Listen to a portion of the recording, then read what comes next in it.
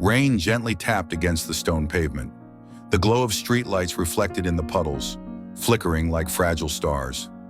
Leila sat on a bench at the bus stop, her shoulders slumped, eyes lost in the distance. She was tired, not just from work, not just from the long, exhausting day, but from something heavier, something deeper. An ache that had been living inside her for years, the ache of emptiness, of being lost, of profound loneliness. Her life hadn't always felt this way. She used to have friends, relationships she thought had meaning, hobbies that filled her time. But now, everything felt hollow. Lost in thought, she flinched when a voice broke through the quiet, a voice sharp and steady, filled with certainty. Man said, "The fact that you are lonely means you are not yet enough for yourself." Leila turned sharply toward the voice. Beside her sat a man with a thick mustache, piercing eyes and an old-fashioned coat. His face was oddly familiar, like an image she had seen in philosophy books. Leila said, I'm sorry, do I know you?" Nietzsche replied, "You have seen me before, perhaps in a book, or perhaps in your nightmares," Leila said with shaking voice. "You? You're Nietzsche, aren't you?" Nietzsche said to Leila. "You may think I am a figment of your imagination, but that is irrelevant. What matters is who you are." Still dazed, Leila found herself agreeing to Nietzsche's suggestion of coffee. She had missed her bus, but for the first time in years, she didn't care. They sat in a dimly lit cafe, the scent of fresh coffee lingering in the air. Nietzsche stared into his cup, as if searching for truth in the swirling liquid. Then he spoke. Nietzsche said, "You fear loneliness because you have never truly faced it." Leila defensively answered, "Everyone fears being alone. We are human. We are made for connection." Nietzsche, with a short and bitter laugh, answered, "That is a convenient lie. One you tell yourself to avoid seeing what you are truly running from."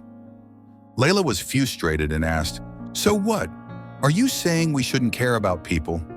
That love, friendship, none of it matters?" Nietzsche lifts his gaze, his eyes heavy with intensity. Nietzsche said, "I am saying that unless you become enough for yourself, no relationship will ever fill the void. You will always be seeking not love, but escape." Leila's chest tightened. She felt exposed, as if Nietzsche had reached into her mind and unearthed the truths she tried to bury. Every failed relationship, every desperate attempt to hold on to people who always, inevitably, left. Leila said softly, "But if we are always alone, won't we break?" Nietzsche replied, It is those who cannot endure solitude who shatter the easiest. You speak of loneliness as if it is an absence. But have you ever considered it might be a presence?" Leila was confused and asked, "A presence? What do you mean?" Nietzsche answered, "Loneliness is not the lack of something. It is the opportunity to build yourself, to discover what lies beneath the noise, the chance to create without distraction.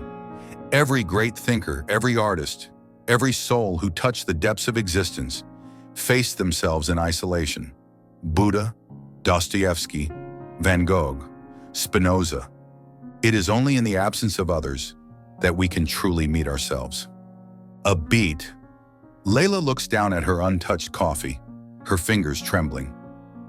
Leila whispered, "But it hurts."